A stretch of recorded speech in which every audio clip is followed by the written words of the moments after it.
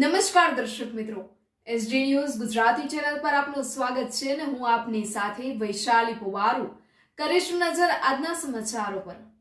તલોદ સાબરકાંઠાથી તલોદ શહેરમાં 25 એપ્રિલે બજારો સ્વયંભૂ બંધ રાખી વિરોધ વ્યક્ત કરાશે। સાબરકાંઠા જમ્મુ કાશ્મીરના પહલગામમાં આતંકી હુમલાના ઘેરા પ્રત્યાઘાતો।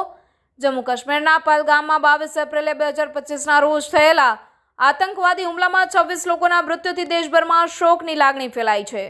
સાબરકાંઠા જિલ્લાનું તલોદ આવતીકાલે સંપૂર્ણ બંધ। હિન્દુ સંગઠનો દ્વારા આતંકવાદી હુમલાના વિરોધમાં અપાયું બંધનું એલાન। ભારત સરકાર દ્વારા આતંકવાદીઓનો ખાત્મો કરવામાં આવે તેવી હિન્દુ સંગઠનોની માંગણી। શુક્રવારે સાબરકાંઠાનું તલોદ સંપૂર્ણ બંધ રાખવા કરાઈ અપીલ।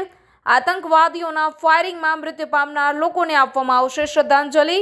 તલોદના વેપારીઓ પણ બંધમાં જોડાશે। આતંકવાદીઓના ફાયરિંગમાં મૃત્યુ પામનાર લોકોને આપવામાં આવશે શ્રદ્ધાંજલિ।